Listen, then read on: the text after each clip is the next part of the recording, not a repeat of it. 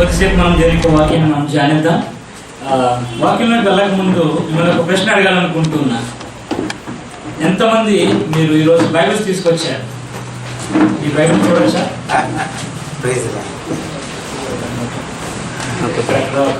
ఒకటి రెండు చేతులు లేవలేదు, ప్రాబ్లం లేదు. ఎంతమంది మీ ఫోన్స్ తీసుకొచ్చారు? Can I see your phones? మీ ఫోన్స్ చూడొచ్చు ఒకసారి? సార్ చూడొచ్చా మీ ఫోన్? నేను తీసుకెళ్ళాలండి. ఓకే, ఎలాగ బయటకు తీశారు కాబట్టి దాన్ని సైలెంట్ మోడ్లో పెట్టండి. So that we don't have any disturbance. Okay, వాక్యం వింటుండగా మనం ఎలాంటి డిస్టర్బెన్స్ లేకుండా మనం శ్రద్ధగా దేనికి వాక్యాన్ని మనం ఆలోచించవచ్చు. సో మొదటిగా నేను అడిగిన ప్రశ్న, ఎంతమంది బైబిల్ తీసుకొచ్చారు అని నేను అడిగాను. అయితే ఆ ప్రశ్న కొనసాగింపుగా మరొక మాట అడగాలనుకుంటున్నా. అదేంటంటే, ఎంతమంది మనం ప్రతిరోజు బైబిల్ చదువుతాం? Yes, very good. మనందరం కూడా ప్రతిదినం దేవుని యొక్క వాక్యాన్ని చదవాలి. ఎందుకంటే రాబోయే రోజుల్లో, చివరి దినాల్లో జరిగేటువంటి ఒక విపత్తు ఏంటంటే, దేవుని యొక్క వాక్యం కరువైపోతుంది. అంటే ఆ రోజుల్లో మన వాక్యాన్ని విందామన్నా కానీ మన దగ్గర వాక్యం ఉండదు. ఇప్పుడు కనుక మనం దేవుని యొక్క వాక్యాన్ని మనలో పెట్టుకోకపోతే, అంటే ప్రతిదినం ధ్యానించి మనం దాన్ని గుర్తించుకోకపోయినట్లయితే, ఆ వాక్యము కరువయ్యేటువంటి దినాల్లో మనం వాక్యం ద్వారా బలపడదామంటే మనకు ఆస్కారం ఉండదు. ఇలాంటి ఆస్కారం కూడా ఉండదు దేవుని యొక్క వాక్యం వినాలంటే ఆ సమయంలో. కాబట్టి మన దగ్గర బైబిల్ ఉన్నంత కాలం దేవుని యొక్క వాక్యాన్ని మనం ధ్యానించి మన హృదయంలో దాన్ని స్టోర్ చేసి పెట్టుకున్నాం అనుకోండి, శ్రమలు వచ్చినప్పుడు, సాతాను గారి యొక్క అంత్యక్రీస్తు తన ప్రభావాన్ని చూపిస్తున్నటువంటి సమయంలో మన దగ్గర ఒకవేళ బైబిల్ లేకపోయినప్పటికీ మనం దేవుని వాక్యాన్ని బట్టి మనము ఆనందించగలం. సో ఈరోజు నేను మీతో మాట్లాడుకున్నటువంటి విషయం ఏమిటంటే, దేవుని యొక్క వాక్యంలో మనం ఎదుగుటను గురించి మాట్లాడాలనుకుంటున్నాను. ప్రత్యేకంగా ఇక్కడ చూసినట్లయితే అందరూ యవనస్తులు ఉన్నాం. మనలో చాలామంది మన ఎక్కువ సమయాన్ని మనం నోట్బుక్ ఇస్తాం, ఫేస్బుక్ ఇస్తాం, ఇంకా మన టెక్స్ట్ బుక్ ఇస్తాం. కానీ గాడ్స్ బుక్కి మనం తక్కువ సమయాన్ని ఇస్తాం కదండి. ఏదో చదవాలి అన్నట్టుగా ఏదో పొద్దున లేసి ఒక అధ్యాయం 2 అధ్యాయాలు చదువుతాం, లేకపోతే క్యాలెండర్లో ఒక వాక్యాన్ని చూస్తాం, వాక్యాన్ని చూసి మనం వెళ్ళిపోతూ ఉంటాం. కానీ దేవుని యొక్క వాక్యాన్ని మనం వేరే విధంగా చూసినప్పుడు, వేరే విధంగా, ఫర్ ఎగ్జాంపుల్ మనం ఫేస్బుక్ చూస్తున్నాం అనుకోండి, ఎంత ఇంట్రెస్ట్గా చూస్తాం. బా, ఏం ఫోటో పెట్టాడు, ఎన్ని లైక్స్ వచ్చాయి, ఎన్ని కామెంట్స్ వచ్చాయి, ఎంతమంది షేర్ చేశారు, we see all those things కదా, ఇవన్నీ కూడా చూస్తూ ఉంటాం. అదే దేవుని యొక్క వాక్యాన్ని కనుక మనం ఆ విధంగా చూడగలిగినట్లయితే, అంటే అంతే ఆసక్తితో మనం చూడగలిగినట్లయితే దేవుని యొక్క వాక్యం మనం ఆనందించగలం. హల్లెలూయా. చాలా మంది ఆ ఆనందాన్ని అనుభవించలేక ఏం చేస్తుంటారంటే, ఏదో నామకే వాసు చదువుతారు, పక్కన పెట్టి చదువుతుంటారు. మాకు చిన్నప్పటి మేము ప్రభువుని తెలుసుకున్నప్పటి నుంచి కూడా మా నాన్నగారు మాకు ఒక అలవాటు నేర్పించారు. అదేంటంటే, ఉదయాన్నే బ్రష్ చేసిన వెంటనే మేము దేవుని వాక్యాన్ని చదవాలి. అది 2 అధ్యాయాల 3 అధ్యాయాల ఎన్నైనా కానీ దేవుని వాక్యాన్ని చదవాలి. ఒకవేళ బైబిల్ చదవకపోతే మాకు ఆ రోజు బ్రేక్ఫాస్ట్ లేదు. కడుపైన మార్చుకోవాలి, కానీ దేవుని యొక్క వాక్యాన్ని అయితే మిస్ కాకూడదని చెప్పని మా డాడీ నేర్పించారు మాకు. అప్పటి నుంచి ఎప్పుడైతే అలా దేవుని వాక్యంలో ఎదుగుతూ ఉన్నామో, ప్రతి దినము కూడా దేవుని వాక్యం చదువుతున్నా. బైబిల్ కాలేజ్కి వెళ్ళకముందు 2007 నుంచి 2010 వరకు 3 సార్లు నేను బైబిల్ని సంపూర్తిగా చదవడం జరిగింది. సో ఎప్పుడైతే బైబిల్ కాలేజ్కి వెళ్ళానో, చాలామంది పాస్టర్ కొడుకులు, కొంతమంది పాస్టర్స్ కూడా బైబిల్ ట్రైనింగ్కి వచ్చారు. సో ఫస్ట్ ఇయర్లో నాకు ఒక అనుభవం ఎదురైంది. అదేంటంటే, అక్కడున్న చాలామంది బైబిల్ చదువుతున్నారు, పాస్టర్ సన్సే, మా బ్యాచ్లో ఉన్న వాళ్ళు. అయితే పాస్టర్ వాళ్ళ కొడుకు ఒక స్టోరీ ఎక్కడుందో, బైబిల్ ఎక్కడుందో తనకు తెలియదంట. తను చిన్నప్పటి నుంచి క్రైస్తవ కుటుంబంలో పుట్టాడు, పాస్టర్ కుటుంబంలో పుట్టాడు. తర్వాత ఏంటంటే, పాస్టర్గా ప్రతిరోజు తండ్రి యొక్క వాక్య సందేశాన్ని వింటూ ఉన్నాడు. కానీ ఎలీషా నామాన్ని స్వస్థపరిచినటువంటి సంఘటన బైబిల్ ఎక్కడుందో తనకు తెలియదన్నాడు. ఆ సంఘటన ఏంటో కూడా తనకు తెలియదు అన్నాడు.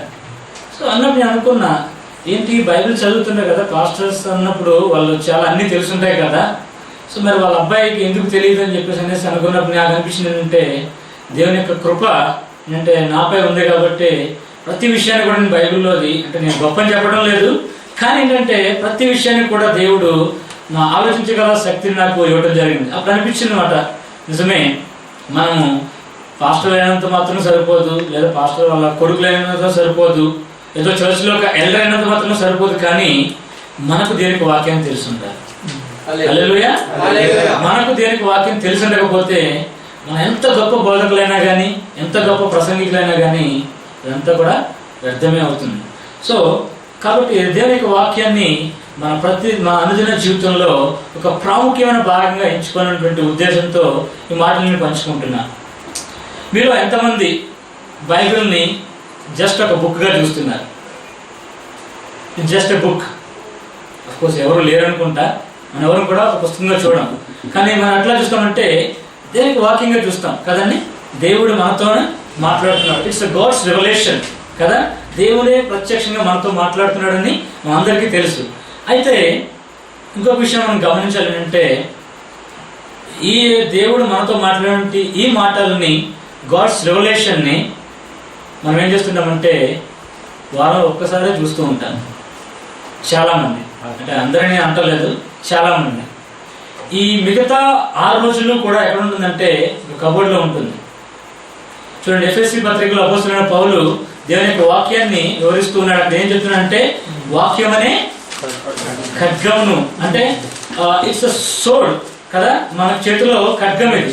కానీ మనం ఏం చేస్తున్నామంటే ఆ ఖడ్గాన్ని సోమవారం నుంచి శనివారం వరకు కబోర్డ్లో పెట్టేస్తాం. కబోర్డ్లో పెట్టి ఆదివారం ఒక రోజు తీస్తాం. పదులు ఉంటుందండి. కొంతమంది సిస్టర్స్ ఉన్నారు, తల్లులు ఉన్నారు, వాళ్ళు తెలుసు ఉల్లిపాయలు కట్ చేసే కత్తి ఉంటుంది కదా, అది మీరు పక్కన పాడేస్తే ఏమవుతుంది, కొన్ని రోజులు పొదును పోతుంది, తుప్పు పడుతుంది, పొదును కూడా పోతుంది. తర్వాత మనం కట్ చేయాలంటే చేయలేము. కానీ అదే రోజు మనం కట్ చేస్తుంటే ఏమవుతుంది, షార్ప్నెస్ అనేది పెరుగుతూ ఉంటుంది. అలాగే దేవుని యొక్క వాక్యం అనేటువంటి ఈ ఖడ్గాన్ని ప్రతిరోజు మనం చదివినప్పుడు మన యొక్క క్యారెక్టర్ అనేది డెవలప్ అవుతుంది. హల్లెలూయా.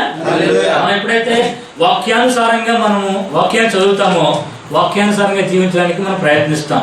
ఎప్పుడైతే వాక్యానుసారంగా జీవించడానికి ప్రయత్నిస్తామో దేవుని సంతోషపెట్టడానికి మనము సిద్ధపడి ఉంటాం. సో అలా చేయాలంటే ప్రతిరోజు దేవుని యొక్క వాక్యం మనతో ఉండాలి.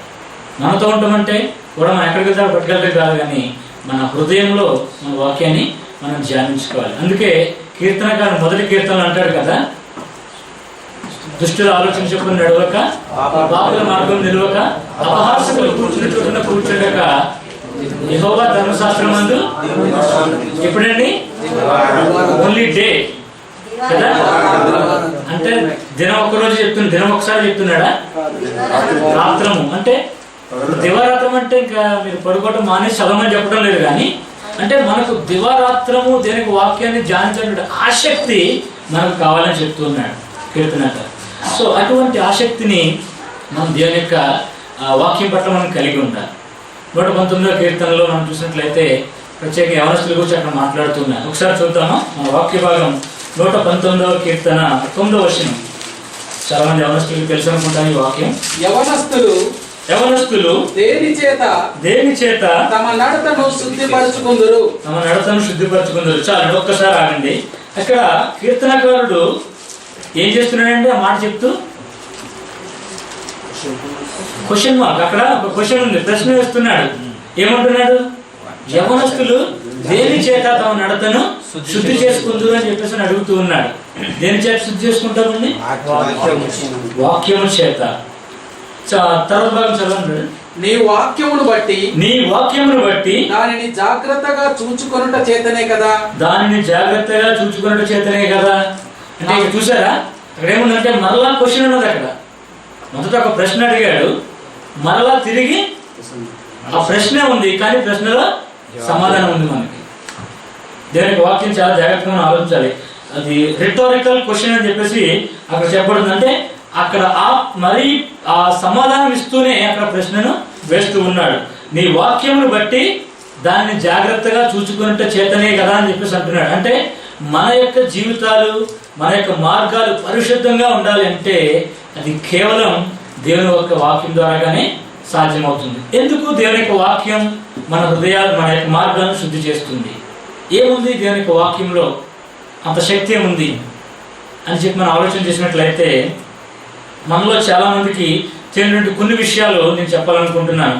అదేంటంటే దేవుని యొక్క వాక్యము పాత నిబంధన కాలంలో వారు చాలా భయభక్తులతో దేవుని యొక్క వాక్యం పట్ల ఉండేవారు. ఈరోజు చూడండి, మనం ఎక్కడికైనా ప్రేయర్ మీటింగ్స్ వెళ్ళినప్పుడు, ఎక్కడికైనా వచ్చినప్పుడు మనం బైబిల్ ఎక్కడెక్కడ పాడేసి వెళ్ళిపోతూ ఉంటాం కదా, పట్టించుకోం. పిల్లలు వస్తుంటారు, నన్ను తొక్కి వెళ్ళిపోతూ ఉంటారు, అయినా కానీ మనం దాన్ని కేర్ చేయం. కానీ పాత నిబంధన కాలంలో ధర్మశాస్త్రానికి ఒక ప్రత్యేకమైనటువంటి విలువ ఇవ్వబడి ఉన్నది. అదేంటంటే ఎప్పుడు కూడా దాన్ని కింద పెట్టేవారు కాదు, ఎప్పుడు కూడా పై స్థానంలో దాన్ని ఉంచేవారు. ఎందుకంటే అది ఏ మాత్రము కూడా చిన్న చూపు చూడకూడదు అని చెప్పేసి అనేసి. అంతేకాకుండా వారు దేవుని యొక్క వాక్యాన్ని, ఈ రోజుల్లో మనకు బైబిల్స్ ప్రింటింగ్ ద్వారాగా మన చేతికి వచ్చాయి. ఆ రోజుల్లో ప్రింటింగ్ మిషన్ లేదు.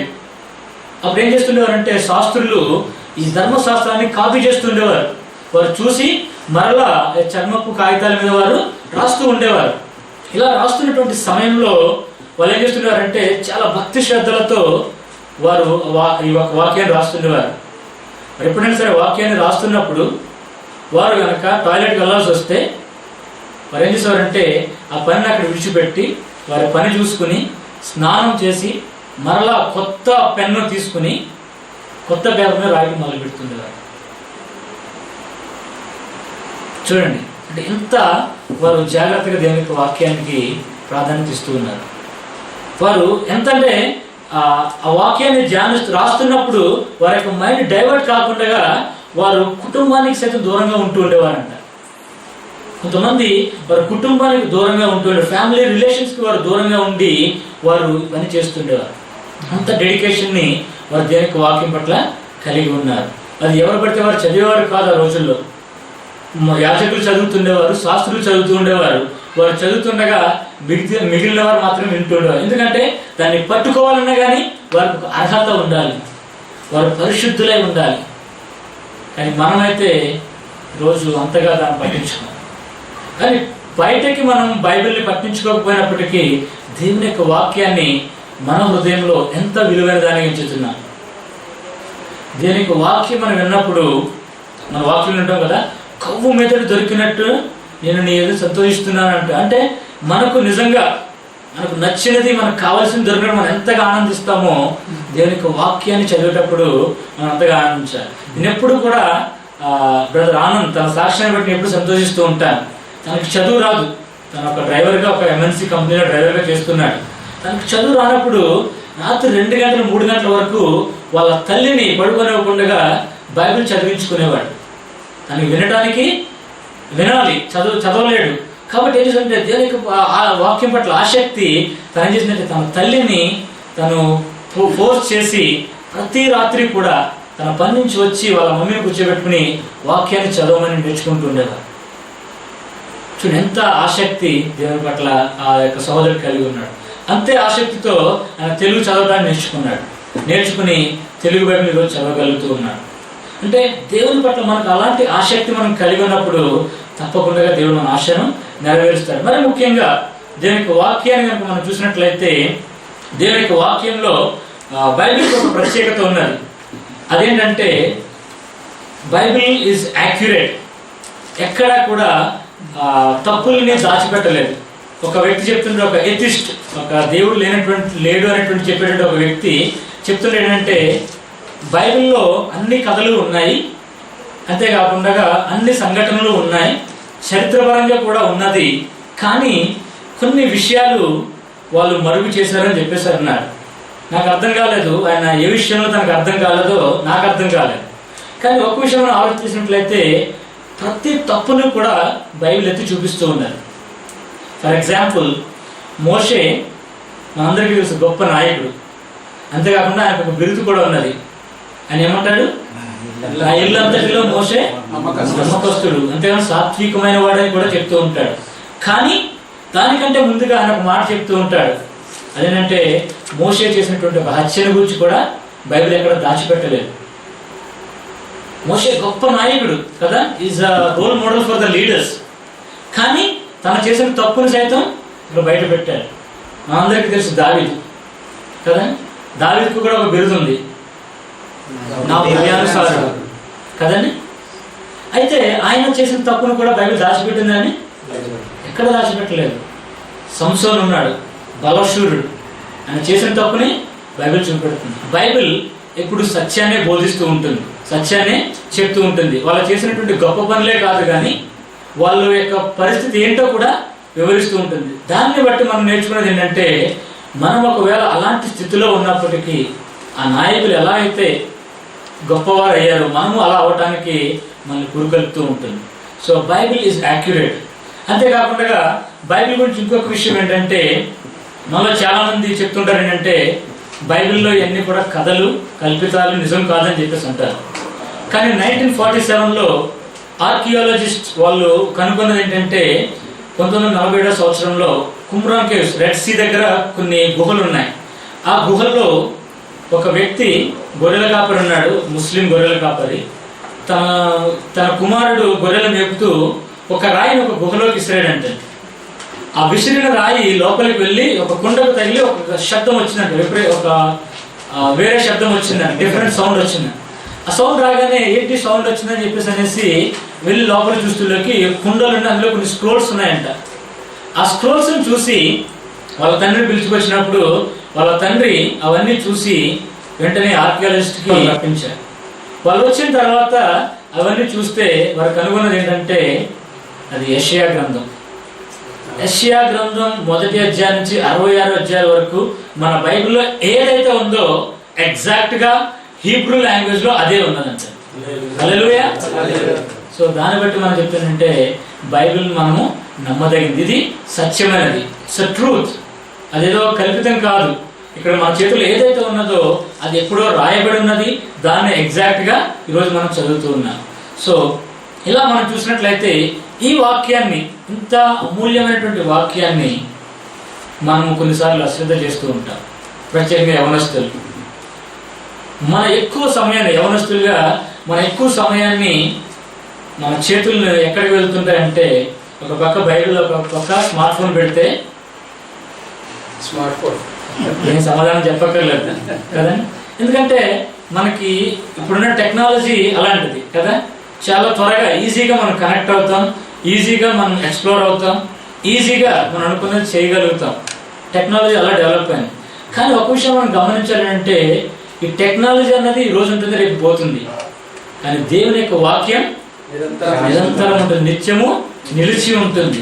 సో అటువంటి దేవుని యొక్క వాక్యం పట్ల యవనస్తులు మనము ఆకర్షితులమై ఉండాలి. ఎందుకు అంటే ఈ యొక్క వాక్యం మన హృదయంలో ఉన్నట్లయితే it will change our personality. నిజంగా నా జీవితంలో నా పర్సనాలిటీ చేంజ్ అయిందనే విషయాన్ని నేను చాలా స్పష్టంగా చెప్పగలను. నేనైతే ప్రభుని నమ్ముకోని క్రితం ఇంట్లో అయితే చాలా మంచిగా ఉండేవాడిని. మా ఊళ్ళో అందరికీ కూడా నేనేంటంటే చాలా మంచి అబ్బాయి అని మా ఊళ్ళో అందరికీ తెలుసు. కానీ నేనేంటో నాకు తెలుసు, నేను ఎలాంటి వాడిని నాకు తెలుసు. బయటకి ఒక మాస్క్ పెట్టుకుని బయట అందరితో కూడా చాలా మంచిగా ఉంటూ ఉండేవాడిని. కానీ లోపల వస్తే నేను ఏ తప్పు చేయడానికి బయట నేను అంత బయట పడకపోయినప్పటికీ నాకు ఆలోచనలు అన్నీ కూడా తప్పు ఆలోచనలు ఉంటూ ఉండేవి. ఏం చేయాలి, మా పరిస్థితి బాగాలేదు, ఆర్థికంగా బలపడాలి, దొంగతనం చేయాలా, చాలాసార్లు నా చెయ్యి వెళ్తూ ఉండేది నేను పనిచేస్తున్న స్థలాల్లో కూడా. కానీ అంటే ఎందుకో తెలియదు, దేవుడి యొక్క కృప ముందు నుంచి ఏర్పరచుకున్నాడంటో తెలియదు. కానీ దేవునికి వందనం చెల్లిస్తాను, ఎలాంటి పని ఎప్పుడు చేయలేదు నేను.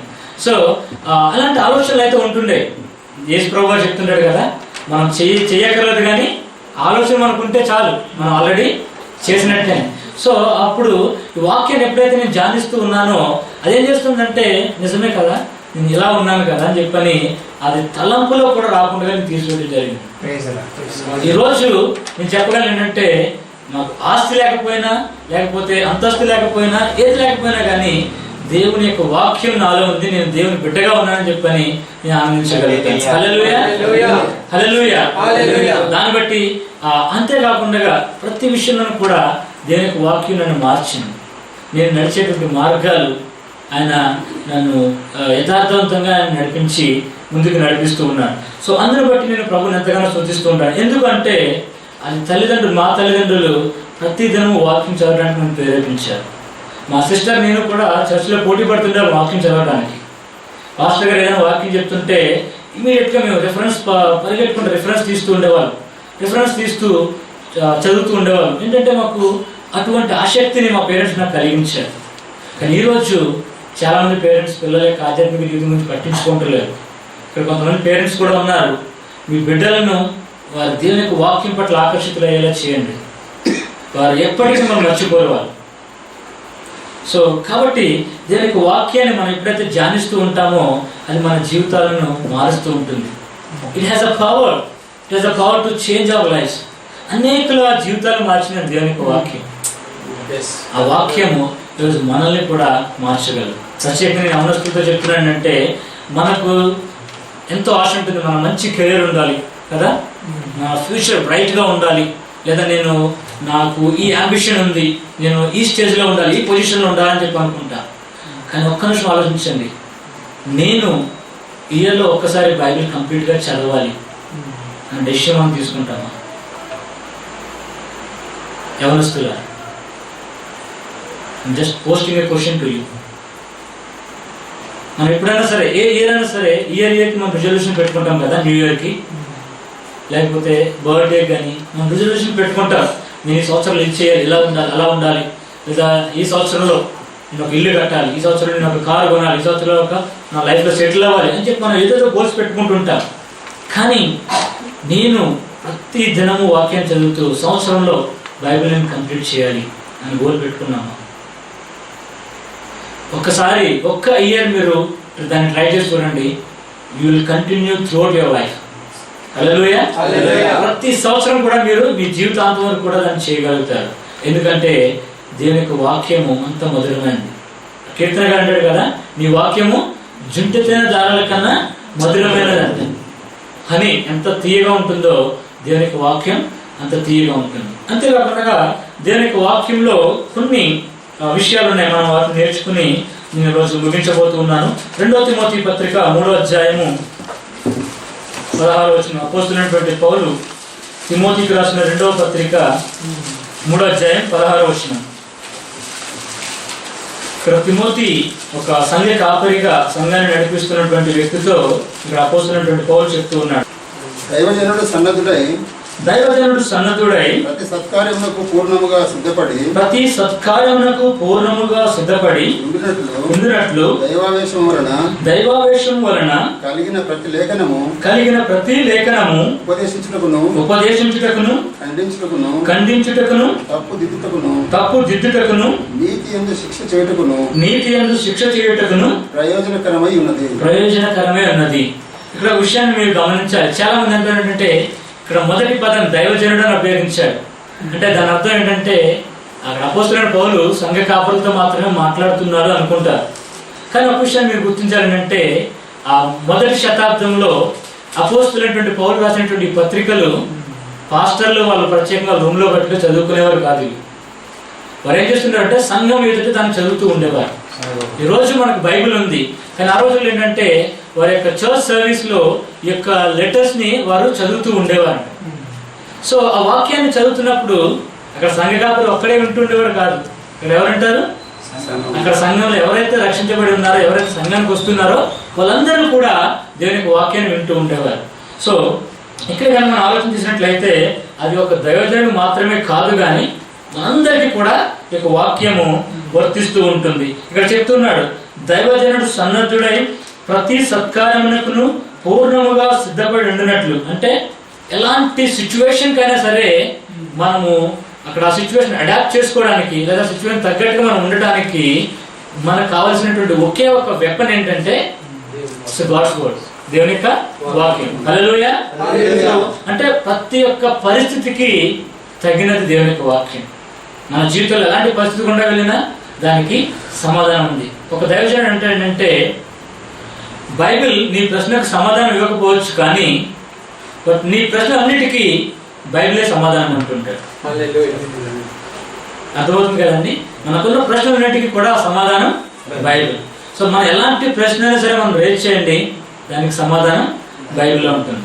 ఈ ప్రశ్న ఇది వచ్చినప్పుడు, అంటే నేను బైబిల్ కాలేజీలో ఉన్నప్పుడు ఈ యొక్క విషయాన్ని చదివినప్పుడు నాకు డౌట్ వచ్చింది. అయితే ఆ రోజుల్లో సినిమాలు లేవు, ఈ రోజుల్లో సినిమాలు వచ్చాయి. సో సినిమాలు చూడటం తప్ప కాదా? లేకపోతే సెల్ ఫోన్స్ లేవు, సెల్ ఫోన్కి ఎడిక్ట్ అయిపోతూ ఉన్నాం. డ్రగ్స్ లేవు, ఎడిక్ట్ అయిపోతున్నారు. కరెక్టా కదా? బైబిల్లో లేదు. డ్రగ్స్ గురించి అక్కడ పర్టికులర్ వర్డ్ లేదు, సినిమా గురించి అక్కడ పర్టికులర్ వర్డ్ లేదు. మరి దాన్ని ఎట్లా మనం ఇంటర్ప్రిట్ చేయగలం? దాన్ని ఎట్లా మనం ఇది బైబిల్లో నుంచి మనం చెప్పొచ్చు, బైబిల్లో దానికి సమాధానం చెప్పొచ్చు కదా? అంటే పర్టికులర్ వర్డ్ లేకపోయినా కానీ ప్రతి పరిస్థితికి కూడా అక్కడ తగినదిగా వాక్యం ఉంటుంది. అంతేగాని అపోస్తలుడైన పౌలు ఒక చోట మాట్లాడుతుంటాడు ఏంటంటే, ఏది మాన్యమైనదో, ఏది విలువైనదో, ఏది శ్రేష్టమైనదో, ఏది సత్యమైనదో దాన్ని చేయాలని చెప్తున్నాడు. ఒకసారి మనం ఆలోచించాలి, ఏది మాన్యమైనదో, ఏది సత్యమైనదో. 2.5 గంటల సేపు మనం ఏదో ఒక ఆనందం కోసం చూస్తే అది దేవుని యొక్క దృష్టిలో మాన్యమైనదా? పబ్కి వెళ్తుంటారు ఈరోజు చాలా మంది యవనస్తులు, నైట్ అంతా ఎంజాయ్ చేస్తూ ఉంటారు. ఒకవేళ జస్ట్ ఇమాజిన్ మీరు వెళ్ళారు పబ్కి, ఓకే, ఎంజాయ్ చేయడానికి వెళ్ళారు, మీ పక్కన యేసుప్రభు ఉన్నాడు, సంతోషిస్తాడు ఆయన? మీరు చేసే అక్కడ మీరు తాగుతుండగా, డ్యాన్స్ చేస్తుండగా, మీరు చేసేదాన్ని బట్టి యేసుక్రీస్తు ప్రభు సంతోషిస్తాడా?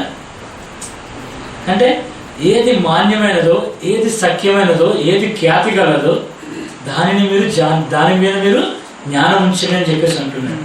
అంటే దేవుని యొక్క వాక్యము మన ప్రతి పరిస్థితికి కూడా సమాధానం ఉన్నదండి. హల్లెలూయా. అటువంటి వాక్యాన్ని ఈరోజు చాలా మంది నెగ్లెక్ట్ చేస్తూ ఉంటాం. ఇంకా కొంతగా బాధాకరమైన విషయం ఏంటంటే, చాలా మంది చర్చకు వచ్చి బైబిల్ కూడా తీసుకురారు, చూస్తుంటారు. ఏమంటే ఏముందని పాస్టర్ గారు, ఈ రోజుల్లో టెక్నాలజీ ఉంది కదా, ఫోన్లో ఉంది అంటారు. కానీ we rarely open that Bible app కదా. ఫోన్లో ఉంటుంది కానీ దాన్ని చూడడానికి మనకి సమయం ఉంటుంది. We have hours together to see Facebook and WhatsApp. గంటలు మనం వాట్సాప్లో ఉంటాం, ఫేస్బుక్లో ఉంటాం, లేకపోతే వీడియో కాల్ పెట్టుకుని స్కైప్లోని, ఈమోలోని చాట్ చేస్తూ ఉంటాం. కానీ we rarely go to that app, Bible app. ఒక్క విషయం మనం ధ్యానించుకోవాలి, ప్రతి పరిస్థితికి మనకు సమాధానం ఎక్కడ ఉందంటే బైబిల్లోనే ఉంది.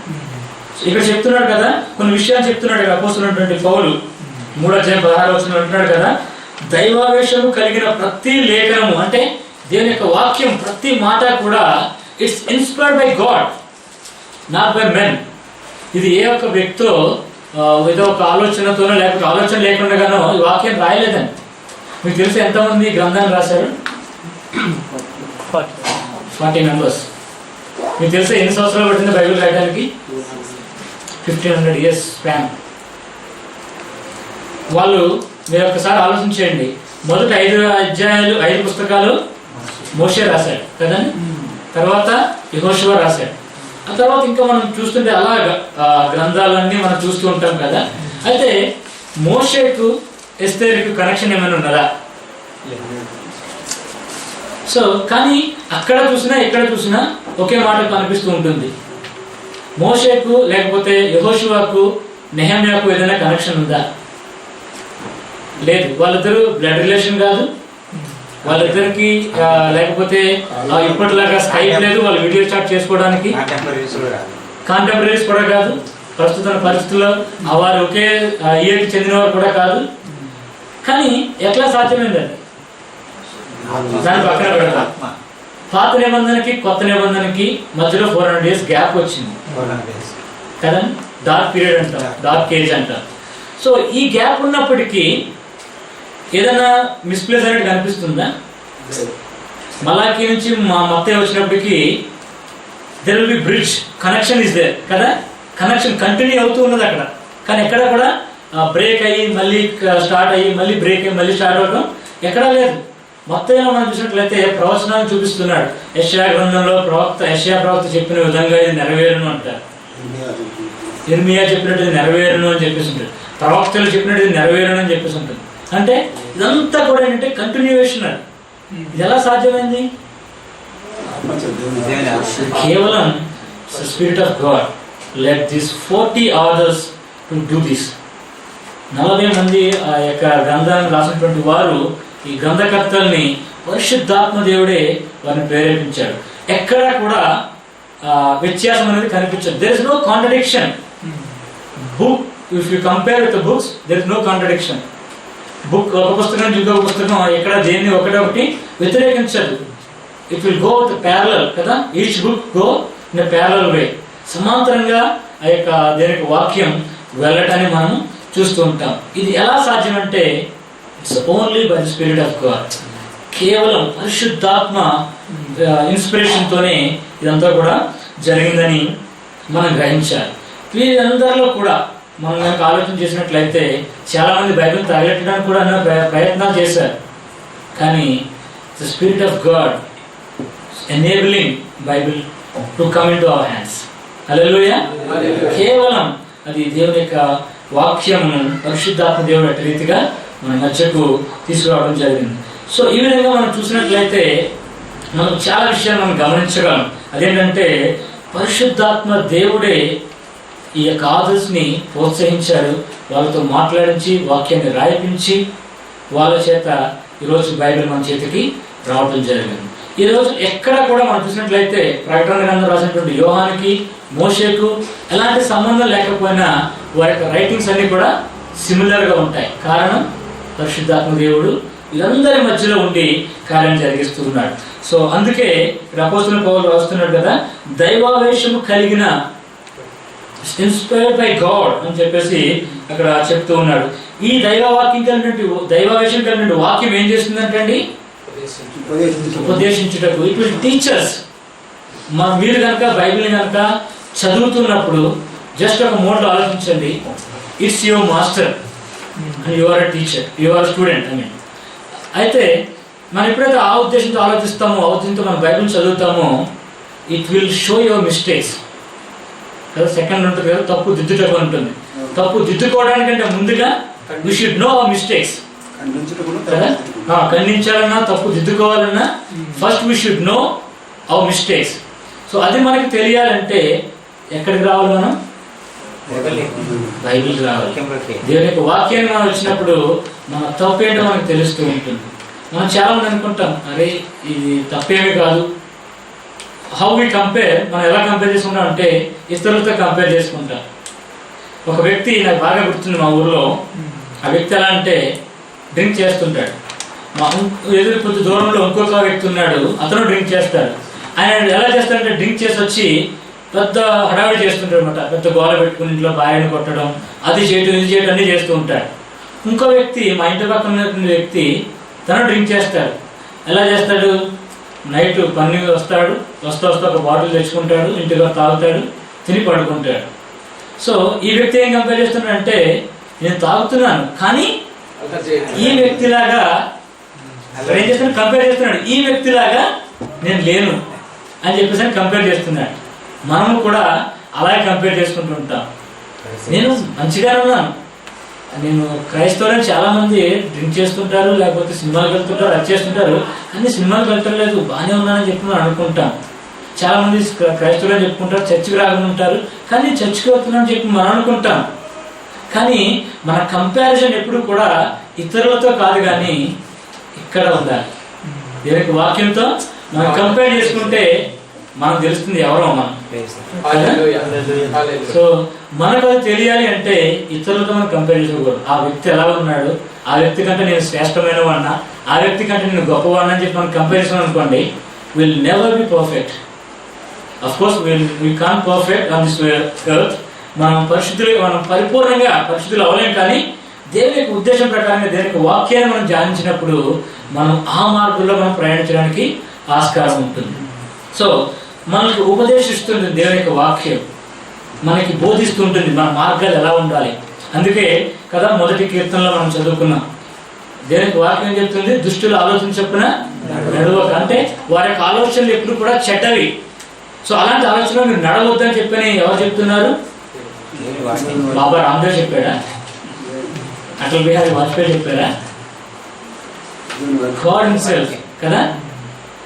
Holi Spirit God inspired people to write కదండి. దేవుని వాక్యాన్ని అక్కడ ఆదర్శత రాయించినప్పుడు దేవుడే స్వయంగా ఇక్కడ మాట్లాడుతున్నాడంటే, దుష్టుల ఆలోచన చెప్పున నడువక, పాపుల మార్గమున నిలువక, అపహాస్యకులు కూర్చుని చోటున కూర్చుండక, దివారాత్రము యెహోవా ధర్మశాస్త్రం ధ్యానించేవాడు ధన్యుడు. ఎవరంటే ఆయన ధన్యుడు. ధన్యుడు అంటే తెలుసా? ఇంగ్లీష్లో ఏమంటుంది? బ్లెస్డ్. అంటే ఆశీర్వదించబడిన వాడు, సింపుల్గా ఆశీర్వదించబడిన వాడు ధన్యుడు, అంటే ఈ ల్యాక్ నథింగ్. అంటే అలా ఉండాలి అంటే మనం ఏం చేయాలంటే మన పాపాన్ని విడిచిపెట్టడమే కాదు, దుష్టుల మార్గం నుంచి మనం పక్కగా ఉండటమే కాదు, వాళ్ళతో పాటు కూర్చోవడం కాదు, కానీ ఇంకేం చేయాలి? దేవుని యొక్క వాక్యాన్ని దివారాత్రం మనం ధ్యానించాలి. దేవుడి యొక్క వాక్యం మనకు ఉపదేశిస్తుంది, ఆ వాక్యానుసారంగా మనం జీవించాలి. ద్వితీయోపదేశకాండం 6వ అధ్యాయాన్ని మనం చూసినట్లయితే అక్కడ చెప్తూ ఉంటాడు తల్లిదండ్రులకి, మీరు దేవుని యొక్క వాక్యాన్ని మీ ఇంటి గుమ్మముల పైన పెట్టుకోమని చెప్తూ ఉన్నాడు. అంతేకాకుండా మీ కన్నుల మధ్యలో బాసికలుగా కట్టుకోండి, మీ చేతికి దాన్ని పెట్టుకోమని చెప్పి చెప్తున్నాడు. ఎందుకు? మనకున్న పనులను బట్టి, మనకున్న పాప స్వభావాన్ని బట్టి మన వాక్యాన్ని మర్చిపోతాం, మనం దానికి తక్కువ ప్రయారిటీ ఇస్తాం. సో కాబట్టి ప్రతి దినం మన పని ఇంటికి రాగానే మొదటిగా మనం గుమ్మం చూస్తాం, కిటికీ చూడడం కదండి. ఎవరైనా చూస్తారు అలా కిటికీ వైపు? మనం మొదటిగా చూసేది గుమ్మం చూస్తూ ఉంటాం. సో ఆ గుమ్మం ముందు మన ఇంటి పని నుంచి రాగానే నడిచిపోతుంది, కానీ మనకు గుర్తు రావాల్సింది ఏంటి? ఇంటి చూడగానే దేవుని యొక్క వాక్యం మన కన్నుల మధ్యలో, దేవుని యొక్క వాక్యం బాసికంగా ఉండాలి. అంటే మన కన్నులు ఎలాగైతే మార్గాన్ని చూపిస్తున్నాయో దేవుని యొక్క మార్గాన్ని ఆ విధంగా మనకు చూపిస్తూ ఉంటుంది. మన చేతికి ఆ వాక్యం ఉండాలి. చేతి ద్వారా మనం అనేక పనులు చేస్తుంటాం, మన పనులు చేసుకుంటాం, తింటాం. ప్రతి సమయంలో కూడా చేసే ప్రతి పని ముందు కూడా దేవుని యొక్క వాక్యం మనకు ముందుగా ఉండాలి. చూడండి, ఆ పాత నిబంధన కాలంలో మనం పాటించినట్లయితే ఈరోజు మనకు పాస్టర్స్ అవసరమే లేదంట. నేనైతే మనకి బోధించాల్సిన అవసరం బోధకులు అవసరమే లేదు. నేను ఎలా అంటే తప్పుగా అనుకోలేదు, ఎందుకంటే మనము వాక్యం చదవకే ఈరోజు అనేక మంది పాస్టర్స్ తప్పుగా బోధిస్తూ ఉన్నారు. వాళ్ళు తప్పు బోధకు పడిపోతుంటాం. వాళ్ళు ఏదో చెప్తుంటారు, మా దగ్గరికి రండి, మా దగ్గరికి వస్తే మీకు రోగాలు పోతాయంటారు. విశ్వప్రభు చెప్పాడు వాళ్ళ దగ్గరికి వెళ్ళమని. ఎందుకు వెళ్తున్నారంటే ఒకటి ఆకర్షణ, రెండోది ఏంటంటే బైబిల్లో దేవుడు ఏం చెప్తున్నాడో కూడా తెలియదు. You don't have time to read Bible. కాబట్టి అప్పుడు ఏం చేస్తుంటాం, ఎక్కడ తప్పు పోతున్నా, ఎక్కడ ఏదైనా మనకు అద్భుతం కావాలనుకుంటే అద్భుతాలంటే పరిగెడుతూ ఉంటాం. కానీ దేవునికి వాక్యాన్ని చదివిన వారు, వాక్యానుసారంగా ఉండేటువంటి వారు అద్భుతాల వైపు చూడాడు, యేసు వైపు చూస్తారు. హల్లెలూయా. అలా యేసు వైపు చూసిన వాడు తప్పకుండా ఆయన జీవితంలో అద్భుతాన్ని పొందుకుంటాడు. సో ఆ విషయాన్ని తెలియక చాలా మంది ఏం చేస్తున్నారంటే తప్పుడు మార్గాలు వెళ్ళిపోతూ ఉంటున్నారు. ఈరోజు చూడండి, హైదరాబాద్ సిటీలోనే ఎన్నో తప్పుడు బోధలు ఉన్నాయి. ఒకరోజు టీవీలో నేను వాక్యం వింటున్నా, ఒక పాస్టర్ వాక్యం చెప్తున్నాడు. ఆ వాక్యం వినగానే నాకు అనిపించిందంటే టీవీ నేను బంద్ చేసి పక్కకి వెళ్ళిపోయాను. నేను అని చెప్తున్న వాక్యం ఏంటంటే, దేవుడు ప్రార్థన చేస్తున్నాడు, దేవుడు ఈరోజు మీ పాత వాహనాలను తీసి కొత్త వాహనాలు ఇచ్చిన కాక అంటున్నాడు.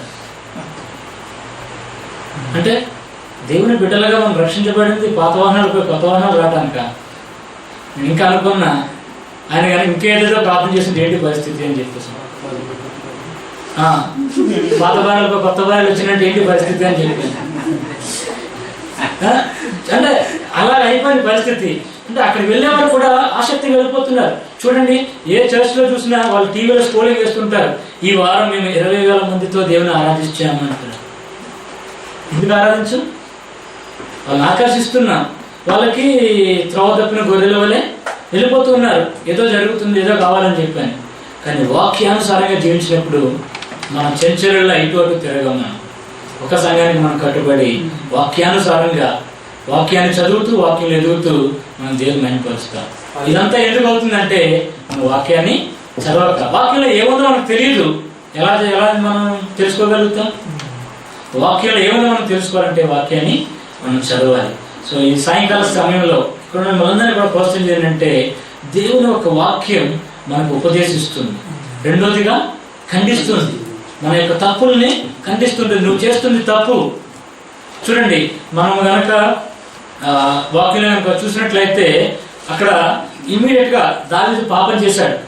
పాపం చేయగానే నాతాను ప్రవక్త వచ్చి తను ఖండించాడు. ఒకవేళ ఆ ఖండింపే కనుక బైబిల్లో కనుక లేకపోతే మనం అనుకుంటాం అడల్టరీ ఈజ్ యాక్సెప్టెడ్ కదా, వ్యభిచారం అంగీకరించబడింది అని చెప్పి అనుకుంటాం. కానీ ప్రతి పాపము బైబిల్లో ఎక్కడ పాపం జరిగినా ఇమీడియట్గా అక్కడ వాక్యం ఖండింపును మనం చూస్తూ ఉంటాం కదా. ఫర్ ఎగ్జాంపుల్, యూదా తన కోడలు తామరతో పాపం చేస్తాడు. పాపం చేసినప్పుడు ఇమీడియట్గా అక్కడ ఖండింపులు మనం చూస్తూ ఉంటాం. తర్వాత ఇంకా మనం ప్రతి చోట కూడా మనం చూస్తుంటాం. మోషే తప్పు చేసినప్పుడు కానీ అక్కడ ఖండించడం కానీ, లేకపోతే ఏలియా దేవుని యొక్క ఉద్దేశాన్ని, దేవుని గొప్పతనాన్ని, ఎన్నో అద్భుత కార్యాలు చేసినటువంటి ఆ వ్యక్తి తను కొన్నిసార్లు విసిగిపోయి అంటాడు కదా, ఇప్పటికి నాకు ఇది చాలు అంటాడు. ఇట్స్ ఎనఫ్ అంటాడు. అంటే అది కూడా అక్కడ దేవుడు ఖండిస్తూ ఉంటున్నాడు. సో ఇవన్నీ కనుక మనం చూస్తే ఏమవుతుందంటే దేవుని యొక్క వాక్యం మనం చేసే ప్రతి తప్పును ఖండిస్తూ ఉంటుంది. ఇట్స్ ఆ తప్పు ఒకవేళ కొత్తదై ఉండొచ్చు, బైబిల్లో మెన్షన్ చేయకపోయి ఉండవచ్చు, అయినప్పటికీ అది తప్పకుండా దేవునికి వాక్యం నుంచి మనకు ఖండింపు వస్తూ ఉంటుంది. ఫర్ ఎగ్జాంపుల్ సొదొమ గొమొర్రా ప్రాంతాలను మనం చూస్తూ ఉంటాం. వారి యొక్క పాపము ఘోరమైనదంట. సో ఏం చేస్తారు, అక్కడ ఖండిస్తారు. అక్కడ అప్పటికి అబ్రహాము తనని వేడుకున్నప్పటికీ అక్కడ కొద్దిసేపు ఆ పనిష్మెంట్ ఆపాడు, కానీ ఇక్కడ ఇమీడియట్ తర్వాత అయితే పనిష్మెంట్ అనేది రావటం జరిగింది. సో ఇది ఎక్కడ మనం చూస్తామంటే బైబిల్లో చూస్తూ ఉంటాం. మన జీవితంలో కూడా మనము చేసే ప్రతి తప్పుల్ని కూడా ఖండించేది ఎవరంటే it's only word of God. దేవుని యొక్క వాక్యం మన యొక్క తప్పుల్ని ఖండిస్తూ ఉంటుంది. మీ తప్పుని మీ కొలీగ్స్తో షేర్ చేసుకున్నారు అనుకోండి, వాళ్ళు ఏం చేస్తారు? They will encourage you to do more కదా. మీరు ఏదైనా ఒక చిన్న తప్పు చేసి, ఫర్ ఎగ్జాంపుల్ మీరు ఫస్ట్ టైం ఎప్పుడు మందు తాగలేదు, మందు తాగాలని చెప్పి ఫ్రెండ్స్ చెప్పారనుకోండి, వాళ్ళు ఏం చేస్తారు? నిజంగానా? అయితే నెక్స్ట్ వీక్ మా ఇంట్లో మీ పార్టీ పెడతా, నువ్వు తప్పకుండా రావాలి. అవునా కదా? To be frank. కానీ ఖండించేది మనం చాలా తక్కువగా చూస్తూ ఉంటాం. అని ఆ ఖండింపు మనకు ఎక్కడ దొరుకుతుందంటే మనం ఓన్లీ వర్డ్ ఆఫ్ గాడ్, దేవునికి వాక్యం నుంచి మాత్రమే మనం చూడగలుగుతాం. అంతేకాకుండా ఖండించడమే కాకుండా ఆ తప్పుని మనం ఎలా సరిదిద్దుకోగలం, ఆ తప్పుని మనం ఎలా సరిదిద్దుకుని మరలా తిరిగి దేవునితో సంబంధాన్ని మనం కొనసాగించగలం అనేది కూడా దేవునికి వాక్యంలో మనం చూస్తూ ఉంటాం. ఫర్ ఎగ్జాంపుల్ దావీదు విషయాన్ని మనం చూద్దాం. తను బెత్షెబతో పాపం చేశాడు. పాపం చేసిన తర్వాత ఆయన ఏం చేస్తున్నాడు? He still continuing in sin. తను మరలా పాపంలోనే కొనసాగుతూ ఉన్నాడా? లేదు. ఏం చేశాడు? పశ్చాత్తాపడ్డాడు. 51వ కీర్తన రాశాడు. చూడండి, 51వ కీర్తన ఉంటాడు కదా, నీ ఆత్మను నా ఎదురు నుండి తీసుకోవద్దు అంటున్నాడు. నా పాపాలను హిస్సోపుతో కడగమని చెప్పేసి అనేసి హీ వాజ్ లిటరల్లీ క్రైయింగ్ కదా. నిజంగానే ఏడుస్తూ ప్రభు యొక్క పాదాలు పట్టుకుని ఏడుస్తూ కన్నీళ్ళు కాస్తూ అంగలాడుస్తూ ఆయన అక్కడ మరలా పశ్చాత్తాపడుతూ ఉన్నాడు. అంటే అది మనకేం నేర్పిస్తుందంటే మనం ఎంత తప్పు చేసినప్పటికీ మరలా తిరిగి దేవుని దగ్గరికి మనకు రావడానికి ఆస్కారం ఉంటుంది. మనం దేవుని దగ్గర రావచ్చు, మరలా మనం తప్పుని మనం కడుక్కుని మరలా ఆయన బిడ్డలుగా మనం అవ్వచ్చు. It doesn't mean that we can continue in our sins and confess again. అర్థమవుతుంది కదా? ఏదో దేవుడు దావీదుని క్షమించాడు కానీ నన్ను క్షమిస్తాడని చెప్తాను మనం ప్రతిరోజు పాపం చేయమని కాదు. కానీ మనము చేసిన ప్రతి పాపము, ఏ పాపం చేసినప్పటికీ still we have a chance. మనం నిజమైన హృదయంతో పశ్చాత్తాపడినప్పుడు తప్పకుండా దేవుడు మనకు మరొక అవకాశాన్ని ఇస్తారు. ఇది ఎలా అంటే it's from word of God. So అటువంటి దేవుని వాక్యము మన యొక్క తప్పులను దిద్దుతూ ఉంటుంది. అంతేకాకుండా చివరిదిగా నీతి యందు శిక్షణ చేయుటకు మనల్ని it will train us into walk in the righteous way. మనల్ని ట్రైన్ చేస్తుంటుంది, నీతి మార్గంలో నడవడానికి మనకు శిక్షణ ఇస్తూ ఉంటుంది. మీరు చాలా మందికి తెలుసు, చాలా మంది ట్రైనింగ్ కోర్సెస్కి అటెండ్ అయ్యి ఉండవచ్చు, లేకపోతే ట్రైనింగ్ కోర్సెస్ మనం చూసి ఉండవచ్చు. ఫర్ ఎగ్జాంపుల్ ఆర్మీ ట్రైనింగ్ మనం చూస్తుంటాం కదా. వాళ్ళ ట్రైనింగ్ ఎంత టఫ్గా ఉంటుందో మనందరికీ తెలుసు. చాలా టఫ్గా ఉంటుంది. వాళ్ళు ఎర్లీ మార్నింగ్ లేస్తారు, అక్కడ ఉన్న రోడ్లన్నీ ఊడుస్తారు, వాళ్ళు మొక్కలకి నీళ్ళు పోస్తారు, మొత్తం అన్నీ చాలా వాళ్ళకి పక్కా ట్రైనింగ్ ఉంటుంది. అదంతా ట్రైనింగ్ అంతా దేనికంటే to show that they belongs to army. వాళ్ళకి డిసిప్లిన్ అనేది వాళ్ళు నేర్పిస్తూ ఉంటారు. దేవుని యొక్క వాక్యము మనకు ఒక డిసిప్లిన్ నేర్పిస్తుంటుంది. ఏంటంటే we should be as a lights. మనం వెలుగుగా ఉండటానికి దేవుని యొక్క వాక్యం మనకి నేర్పిస్తూ ఉంటుంది. మనకి ట్రైనింగ్ ఇస్తుంది ఏంటంటే మనము వెలుగు సంబంధులుగా ఉండడానికి దేవుని యొక్క వాక్యం మనకు ట్రైనింగ్ ఇస్తూ ఉంటుంది. యేసు ప్రభువు చెప్తుంటాడు, నేను వెలుగుని కనుక మీరును వెలుగు సంబంధులే ఉండు అని చెప్పేసి అంటున్నాడు. అంతేకాకుండా మత్తయి సువార్త 5వ అధ్యాయం 16వ వచనంలో కూడా మనం చూస్తూ ఉంటాం. మీరు లోకమునకు వెలుగై ఉన్నారు అంటున్నారు. How we can be a light to this world? మనలోనే చీకటి ఉంటే మనం ఇతరులకు ఎలా వెలిగినవ్వగలం? మన హృదయంలో చీకటి పెట్టుకుని ఇతరులకు మనం లైట్ చూపించగలమా? చూపించలేము. కాబట్టి అది ఎలా సాధ్యమవుతుందంటే మనం దేవునికి వాక్యాన్ని ధ్యానించినప్పుడు మనం నీతి మార్గంలో నడవడానికి ప్రయాణిస్తూ ఉంటాం. నీతిని అనుసరించి నడవడానికి మనం ప్రయాణం చేస్తూ ఉంటాం. చాలాసార్లు మనందరికీ కూడా శోధనలు వస్తూ ఉంటాయి. ఏదో ఒక తప్పు చేయాలని శోధనలు వస్తూ ఉంటాయి. కానీ it's only word of God that will encourage you to keep your ways pure. మీ యొక్క మార్గాలను నీతి మార్గంలో పెట్టేటువంటిది యథార్థంగా లేదా పరిశుద్ధంగా చేసేటువంటిది ఏంటి అంటే దేవుని యొక్క వాక్యం మాత్రమే. సాయంకాల సమయంలో దేవుని యొక్క వాక్యం మన నీతి కలిగి జీవించడానికి మనకు శిక్షణ ఇస్తుంది. నువ్వు ప్రతిరోజు దేవుని యొక్క వాక్యాన్ని చదివావా? వాక్యానుసారంగా జీవించడానికి నువ్వు ప్రయత్నిస్తావు. ప్రతిరోజు నువ్వు వాక్యానుసారంగా జీవించడానికి ప్రయత్నించావా? నువ్వు నీతిమంతుడిగా నువ్వు తయారవడానికి 100% ఛాన్సెస్ ఉన్నాయి. There is no 99%, 99.9%, but you have 100% chance that you can walk in a righteous way. హల్లెలూయా. కాబట్టి మనము నీతిమంతులుగా ఉండాలి అంటే మనం ఎవరెవరో ఎగ్జాంపుల్ తీసుకోవడం కాదు. ఫర్ ఎగ్జాంపుల్ నేను చెప్తానంటే బైబిల్లో ఉన్న వ్యక్తులు కూడా మీరు ఎగ్జాంపుల్గా తీసుకోవాల్సిన అవసరం లేదు. Only one example, that is only Jesus Christ. తర్వాత దేవునికి వాక్యం. మిగిలిన వాళ్ళు ఎవ్వరు కూడా మనకి ఎగ్జాంపుల్ అవసరం లేదు. ఎస్, వాళ్ళని గుర్తించుకోవడం మనకు అవసరం. వాళ్ళని గుర్తించుకోవాలి, వాళ్ళ మాదిరికరంగా మనం జీవించాలి. కానీ మనం దేవుని యొక్క వాక్యానుసారంగా జీవించినప్పుడు మనం దేవుని సంతోషపెట్టగలం. హల్లెలూయా. అది ఎలా సాధ్యమవుతుందంటే ప్రతి దినము మనం దేవుని యొక్క వాక్యాన్ని మనం ధ్యానించినప్పుడు. అదే 119వ కీర్తనలో మనం చూసినట్లయితే 105వ వచనం 106వ వచనం మనం చూస్తుంటాం. నీ వాక్యము నా పాదములకు వెలుగు, దీపము నా త్రోవకు వెలుగై ఉన్నది. అంటే మన త్రోవలకు వెలుగు కావాలన్నా, మనకు దీపమై ఉండాలన్నా అది ఎక్కడంటే దేవుని యొక్క వాక్యం. మనం వెలుగు సంబంధులుగా ఉండాలి అంటే అది కేవలం దేవుని యొక్క వాక్యం నీలో నాలో ఉన్నప్పుడు మాత్రమే అది సాధ్యమవుతుంటుంది. సో ఇక్కడ యవనస్తులు అలాగే సంఘస్థులు అందరికీ కూడా నేను ప్రోత్సహించేది ఏంటంటే దేవుని యొక్క వాక్యం పట్ల ఆసక్తి కలిగి ఉంది. ఆసక్తి లేదా? ప్రభుని అడగండి, ప్రభువా నీ వాక్యం ముందు ఆనందించడానికి నాకు ఆసక్తినివ్వండి. దివారాత్రము నీ వాక్యాన్ని ధ్యానించేటువంటి ఆ తృష్ణ నాకు దయచేయని చెప్పని ఈ రాత్రికాల సమయంలో మీరు ప్రార్థించండి. ప్రభు తప్పకుండా అట్టి ఆసక్తిని మీకు కలిగిస్తాడు. దేవుడు మీ జీవితాల్లో వాక్యానుసారమైన జీవితాన్ని చూసి మిమ్మల్ని బట్టి అయినా ఎంతగానో సంతోషిస్తాడు. అది కావాలి అంటే మీరు ప్రతిదినము దేవుని యొక్క వాక్యాన్ని ధ్యానించాలి. ఆ వాక్యము మీ జీవితాన్ని సరిచేస్తుంది. ఆ వాక్యము మీ జీవితాన్ని కడుతుంది. ఆ వాక్యము మీ జీవితాన్ని బలపరుస్తుంది. ఆ వాక్యం మీ జీవితాల్లో వెలుగునిస్తుంది. ఆ వాక్యం మీ జీవితాల్లో విజయాన్ని ఇస్తుంది. హల్లెలూయా. ప్రతి వాక్యము మన హృదయంలో ఉన్నప్పుడు ఎలాంటి పరిస్థితులకు కూడా మనము చెదిరిపోం, ఎలాంటి పరిస్థితులకు కూడా మనం భయపడం. ప్రతి సమయంలోనూ కూడా చాలినటువంటి వాక్యము ఆయన వాక్యం. సో పరిశుద్ధాత్మ దేవుడు ఇన్స్పిరేషన్తో ఇచ్చినటువంటి ఆ వాక్యం, దేవుని యొక్క మాటలను మనం ప్రతిదినము ధ్యానించి ఆయన అడుగుజాడలను జీవించినప్పుడు తప్పకుండా ఆయన బిడ్డలుగా మనం మారి ఆయన సంతోషపెట్టడానికి మనం ప్రయత్నిస్తాం. సో కాబట్టి అట్టి కృప దేవుడు మనందరికీ దయచేయని ప్రార్థిస్తూ ఈ వాక్యాన్ని ముగిస్తూ ఉన్నాం.